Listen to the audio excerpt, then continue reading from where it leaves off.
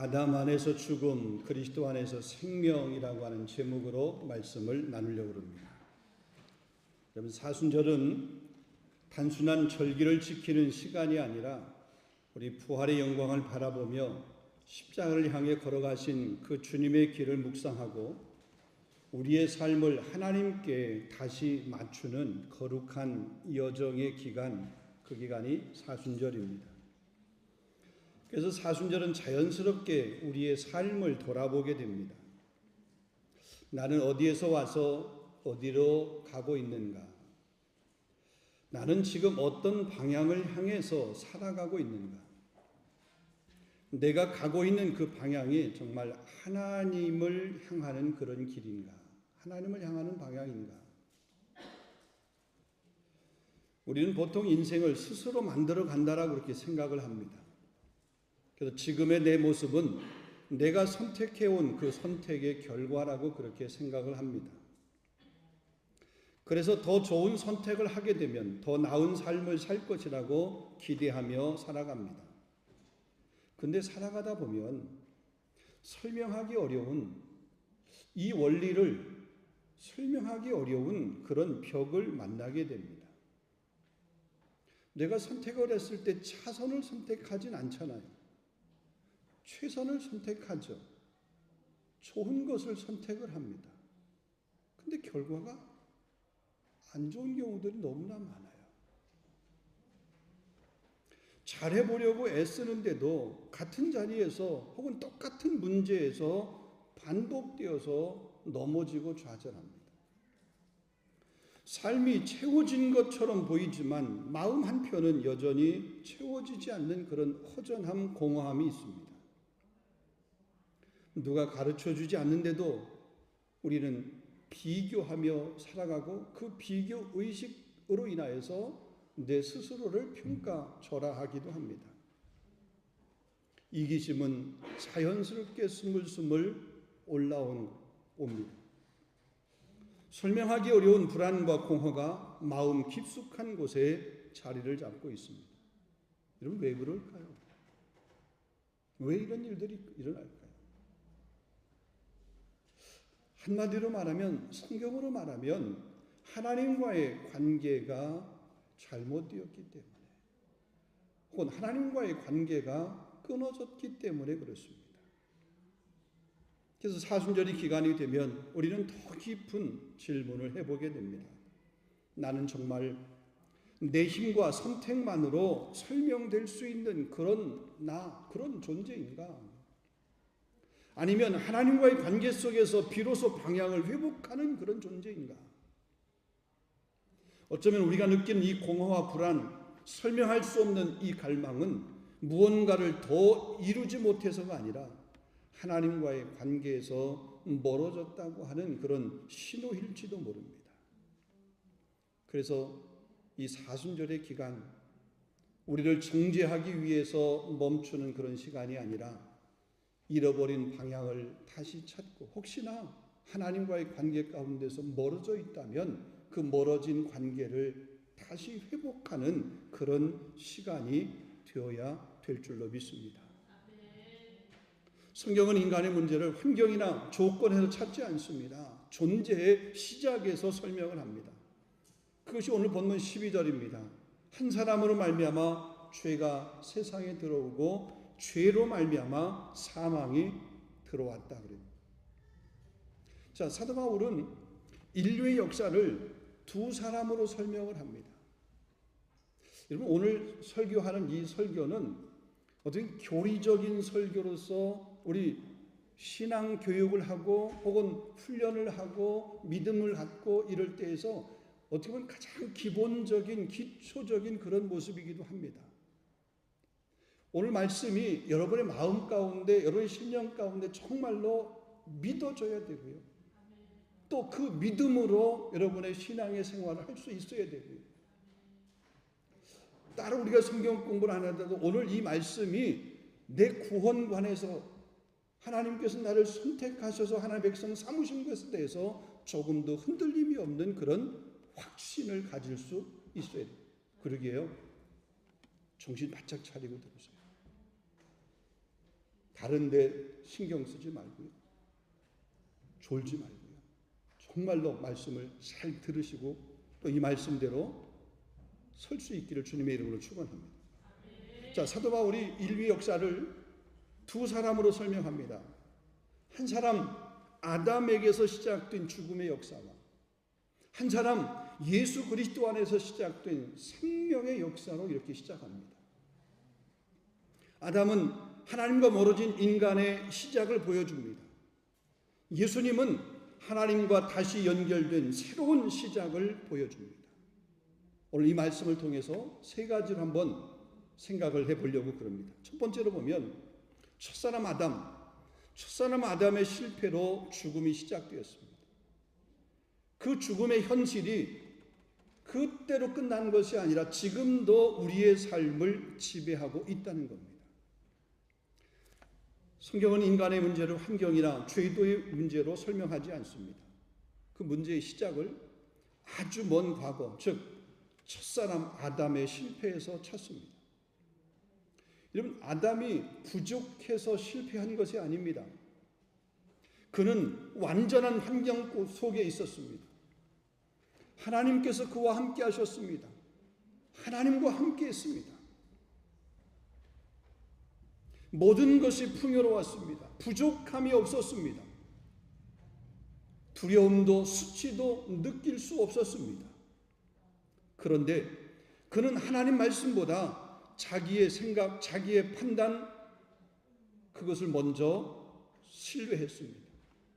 뱀의 유혹을 신뢰한 겁니다. 이 선택이 단순한 실수가 아니라 하나님 없이 살아보겠다고 하는 인간적인 선언이에요. 그 순간부터 모든 것이 바뀌었습니다. 하나님을 피하게 되었습니다. 수치심이 없고 두려움이 없었는데 이제는 수치심을 느끼게 되었습니다. 두려움을 느끼게 되었습니다. 서로를 비난하면서 네 탓이다, 누구 탓이다 그러면서 서로를 탓하기를 시작을 했습니다. 그러다 보니까 관계가 깨어집니다. 고생이 시작됩니다. 죽음이 인간의 역사 속으로 들어오게 되었습니다. 그런데 놀랍게도 이 이야기는 그들만의 이야기로 끝나지 않았다는 거죠.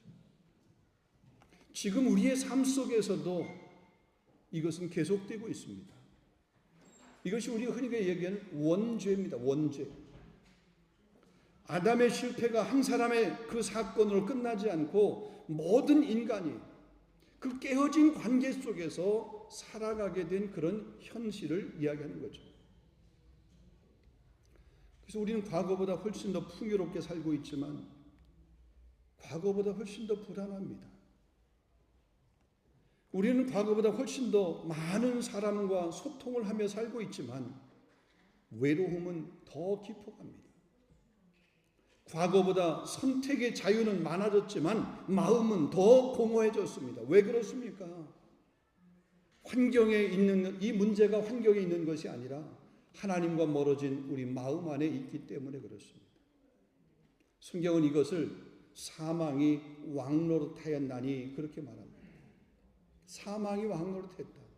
여러분, 이 말은 죽음이 인간의 삶을 지배하는 현실이 되었다고 하는 뜻입니다. 여기서 말하는 죽음은 단순히 숨이 멈춰 있는 것을 의미하지는 않습니다. 하나님과의 단절의 삶을 의미합니다. 의미를 잃어버린 삶을 말할 수 있습니다. 반복되는 죄와 상처를 말합니다. 스스로 구원할 수 없는 그런 무력함을 말합니다. 여러분, 이것은 아담 안에 있는 인간의 현실입니다. 그런데 지금도 아담 안에 있는 사람, 지금도 아담 안에 있는 사람은 여전히 하나님 없이 살려고 하는 삶을 반복하며 살아가는 거죠. 그런데 하나님은 아담 안에 있는 삶의 모습으로 우리 인간이, 우리 사람이 그렇게 사는 것을 내버려 두지 않았습니다. 이 상태로 그냥 두시지 않으셨습니다. 절망과 죽음 속에 갇혀 있었던 우리들에게 새로운 길을 열어줬습니다. 그 길은 인간의 노력으로 만들어질 수 있는 길이 아닙니다. 예수 그리스도의 순종과 십자가를 통해서 열린 그런 새로운 길입니다. 그러기에 여러분, 아담의 길이 아닌 예수님께서, 하나님께서 예수 그리스도를 통해서 열어주신 그 새로운 길의 삶을 살아낼 수 있기를 주님의 이름으로 축원합니다. 그게 두 번째예요. 그래서 두 번째로 보면 예수 그리스도의 순종으로 시작된 이 생명의 역사가 죽음의 현실을 넘어서는 새 길을 열었다는 겁니다. 믿으십니까? 아멘. 하나님은 우리를 아담 안에서의 삶의 모습 그대로 그냥 내버려 두시지 않으셨어요. 스스로 빠져나올 수 없는 그런 인류를 살리기 위해서 하나님께서 먼저 길을 여셨습니다. 우리가 하나님 앞에 나아가기 전에 하나님께서 먼저 우리에게 오신 거잖아요. 여러분, 오늘 본문 1장에서 앞에 8절 말씀 보면 우리가 아직 죄인 되었을 때 그리스도께서 우리를 위해서 죽으심으로 하나님께서 우리에 대한 자기의 사랑을 확증하셨느니라 그랬어요. 언제요? 우리가 죄인 되었을 때에. 우리가 변한 것 후에 혹은 우리가 나아진 후에 우리를 사랑한 것이 아니라 가장 무너진 상태에 있을 때 하나님께서 우리를 사랑하신 거예요. 그래서 우리에게 새로운 길, 아담의 길이 아닌 새로운 길을 열어주셨다는 거죠. 아담은 하나님의 말씀보다 자기 판단을 선택함으로 그의 길을 닫았습니다. 그렇지만 예수님은 하나님께 순종하심으로 새로운 길을 여셨습니다. 오늘 본문 19절 말씀이 이렇게 말합니다. 한 사람의 순종으로 많은 사람이 의인이 되었느니라. 아담은 내 뜻대로를 선택했어요. 그렇지만 예수님은 저 갈보리 겟세마네 동산에서 내 뜻이 아닌 아버지의 뜻대로 되기를 원합니다. 아버지의 뜻을 선택을 했습니다. 내 원대로 마옵시고 아버지의 원대로 되기를 원합니다. 여러분, 이 순종은 단순한 도덕적인 선택이 아니라 인류의 운명을 바꾸는 순종이었습니다. 여러분, 십자가는 세상의 눈으로 보면 완전한 패배입니다. 그렇죠? 그 십자가를 따르던 제자들, 그 제자들도 다 도망갔잖아요. 군중들 십자가에 달려있는 예수님을 조롱했습니다. 십자가를 지고 그 겟세마네 동산에 올라가는 그 예수님을 조롱하며 침을 뱉었습니다. 정의는 침묵했습니다. 하늘도 캄캄해졌습니다.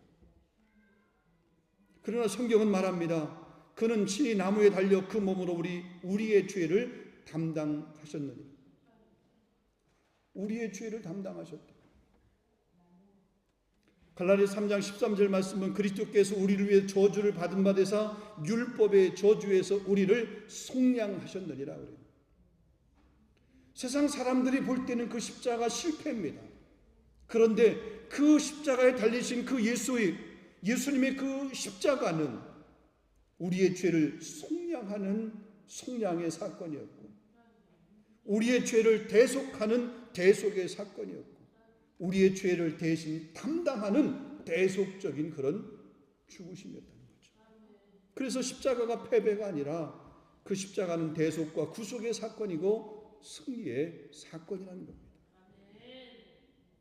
십자가에서 일어난 일은 단순한 감동적인 사건이 아니라 죄의 권세가 깨어지고 정죄가 끝나게 되고 죽음의 권세가 무너진 인류의 운명, 우리의 운명을 새롭게 바꾼 놀라운 생명의 사건이라는, 생명의 일이라, 역사라는 겁니다. 그래서 골로새서 2장 15절 말씀에 통치자들과 권세자들을 무력화하여 드러내어 구경거리로 삼으시고 십자가로 그들을 이기셨느니라. 십자가로 세상 사람들은 그것을 조롱했지만 예수님은 그 십자가로 그 세상 사람들을 이긴 거죠. 아담의 그 삶을 이기신 거죠.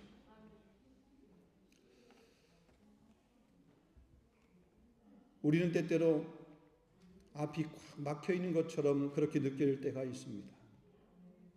여러분, 돌아갈 길도 없고 앞으로 나아갈 길도 없는 것처럼 그렇게 진퇴양난에 놓여 있을 때가 종종 있습니다.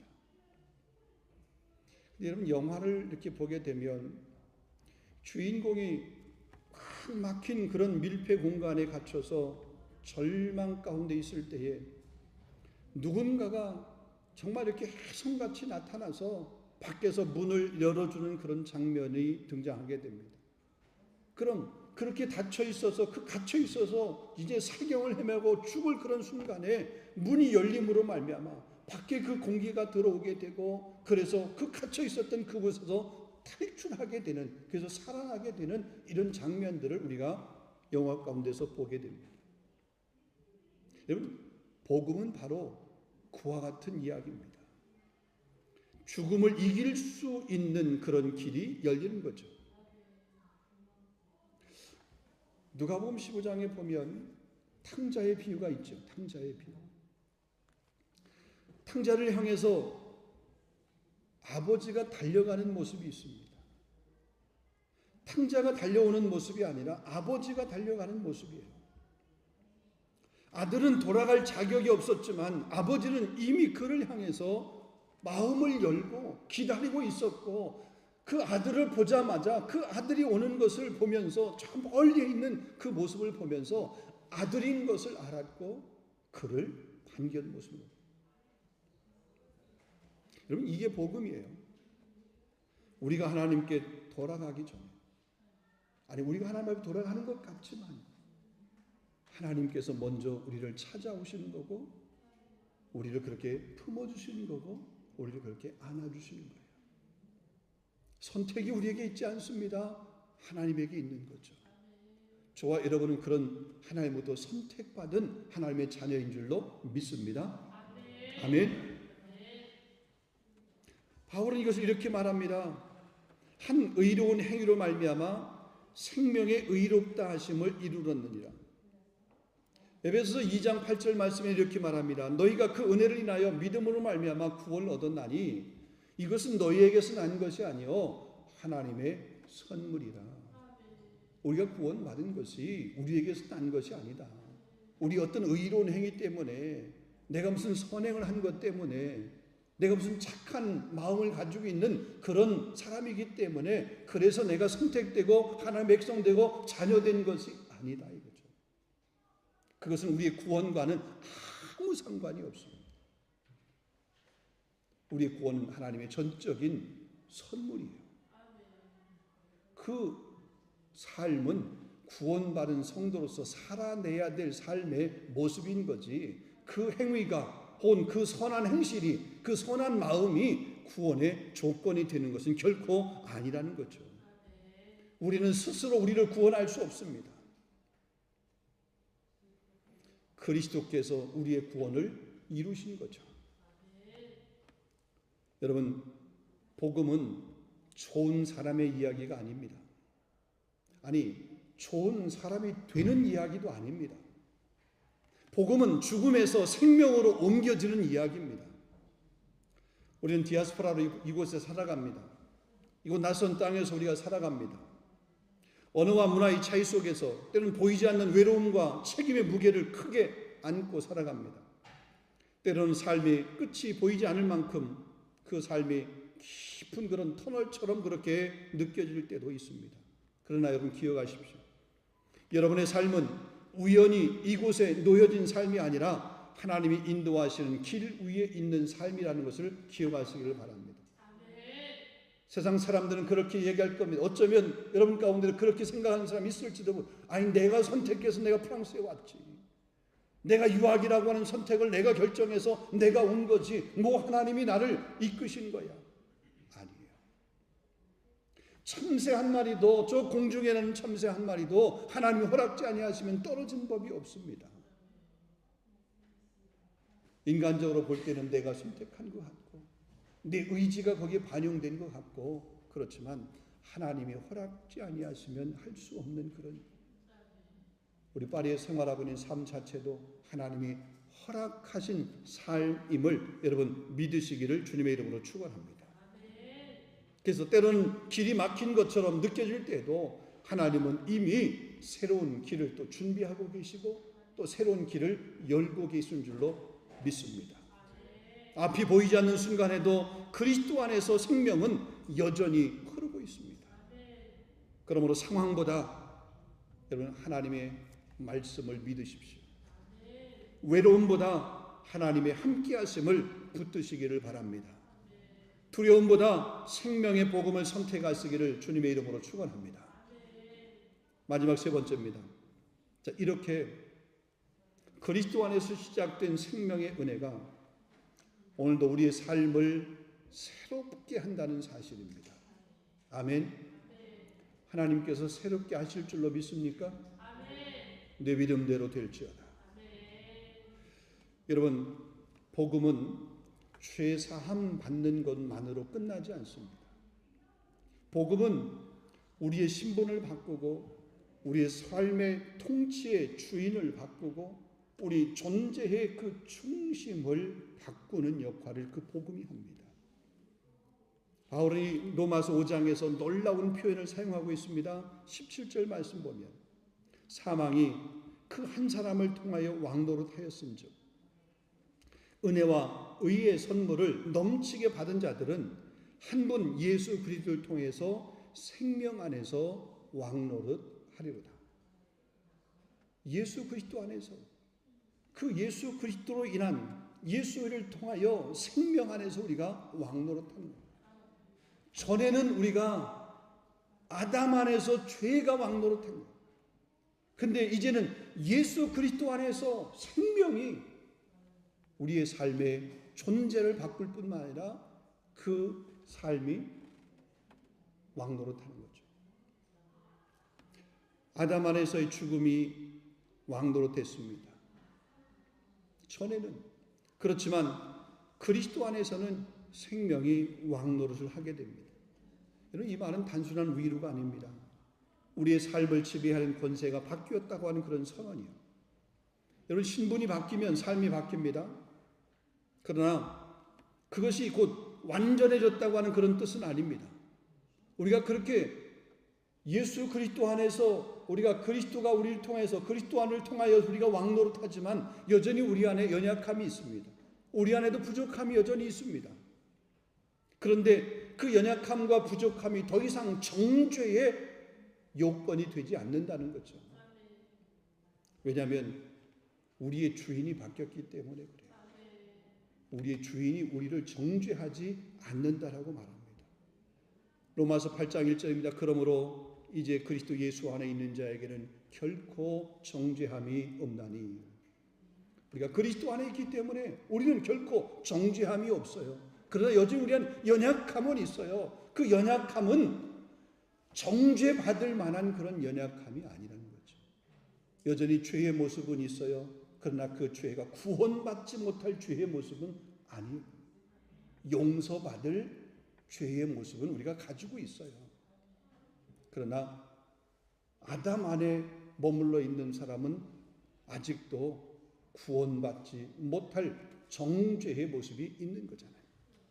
로마서 6장 14절 말씀 보면 죄가 너희를 주관하지 못하리니 이는 너희가 법 아래 있지 아니하고 은혜 아래 있습니다. 이제 우리 은혜 아래 있는 사람. 우리는 더 이상 정죄 아래 있는 존재가 아니라 은혜 아래 있는 존재라고 말하고 있습니다. 그래서 예수님이 요한복음 5장 24절 말씀에 내 말을 듣고 또 나 보내시를 믿는 자는 영생을 얻었고 사망에서 생명으로 옮겼느니라 그랬습니다. 여기 중요한 단어가 있습니다. 사망에서 생명으로 옮겼느니라. 옮겼다는 거예요. 이 헬라어 시제로 보면 현재 완료 시제입니다. 헬라어에서 현재 완료 시제는 뭐냐면 과거에 이미 일어난 사건이며 그 결과가 지금까지 계속 유효한 그런 상태임을 뜻합니다. 그러니까 예수님은 옮겨질 것이다 그렇게 말하지 아니했습니다. 지금 옮겨지고 있는 중이다, 지금 옮겨지고 있다 그렇게 말하지도 않았습니다. 이미 옮겨졌다라고 말하고 있습니다. 이것은 언젠가 이루어질 희망이 아니라 현재의 확정된 상태라고 하는 거죠. 지금 우리가 살아가고 있는 이 삶, 새로운 생명의 자리라고 하는 것을 말씀하고 있습니다. 여러분, 이것이 구원입니다. 그래서 성경은 구원을 단순한 변화가 아니라 새 창조로 그렇게 말합니다. 고린도서 5장 17절 말씀에 누구든지 그리스도 안에 있으면 새로운 피조물이라. 새로운 피조물이야. 새 창조가 된 거예요. 이전 것은 지나갔으니 보라 새 것이 되었도다. 그러면 사랑하는 성도 여러분, 우리가 때로 넘어질 때도 있지만 그러나 낙심하지 마십시오. 여러분 더 이상 정죄 아래 있는 사람이 아니라 은혜 아래 있는 그런 사람입니다. 이미 사망에서 생명으로 옮겨진 그런 존재입니다. 과거가 아니라 그리스도 안에서 여러분 새 창조된 여러분 자신을 바라볼 수 있기를 주님의 이름으로 축원합니다. 새 생명을 얻은 사람답게 그렇게 믿음으로 살아낼 수 있기를 주님의 이름으로 축원합니다. 말씀을 맺겠습니다. 성도 여러분, 세상은 하나님 없이도 살아갈 수 있다라고 세상은 그렇게 끊임없이 이야기합니다. 세상의 소리, 때로는 세상의 지식, 세상 사람들은 그렇게 하나님 없이도 살아갈 수 있어. 그러나 사람들의 마음, 그렇게 말하는 사람들의 그 마음 가운데는 여전히 불안과 공허함이 남아 있습니다. 왜냐하면 인간의 문제가 환경의 문제가 아니라 존재의 문제이기 때문에 그렇습니다. 아담 안에서는 여전히 죽음이 지배합니다. 그러나 복음은 분명하게 선언합니다. 그리스도 안에서는 새로운 생명이 시작되었다. 그리스도 안에서 생명이 시작되었다. 정죄는 끝났다. 은혜가 통치하기 시작했다. 성경은 우리에게 말하고 있습니다. 여러분, 이 말씀이 우리의 감정이 아니라 하나님의 선언입니다. 하나님이 하나님이 확정한 사실입니다. 세상이 우리를 평가할 수는 있어도 십자가에서 내려진 그 십자가의 그 판결은 세상이 평가할 수 없습니다. 그 십자가의 그 판결은 세상이 바꿀 수 없습니다. 환경은 흔들릴 수 있습니다. 감정도 흔들릴 수 있습니다.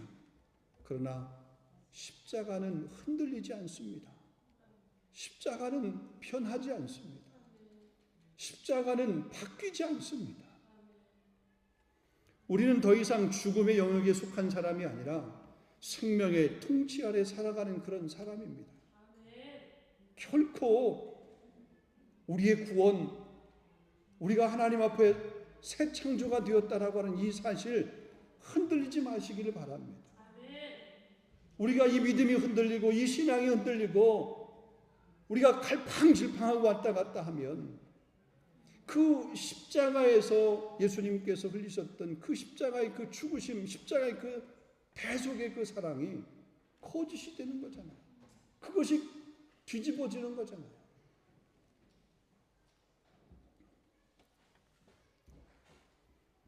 다시 한번 요한복음 5장 24절 말씀을 드립니다. 내 말을 듣고 또 나 보내신 이를 믿는 자는 영생을 얻었고, 이미 얻은 거죠. 심판에 이르지 않았으니 사망에서 생명으로 옮겼느니라. 사순절은 우리를 정죄하는 시간이 아닙니다. 십자가 앞에서 다시 살아나도록 우리가 초대받는 시간이고, 그 십자가 앞에서 다시 한번 우리 자신을 돌아보는 그런 시간입니다. 그 십자가를 바라보면서 그리스도 안에서 생명을 얻은 사람답게 믿음으로 굳게 서는 우리 모두가 다 될 수 있기를 주님의 이름으로 축원합니다. 할렐루야.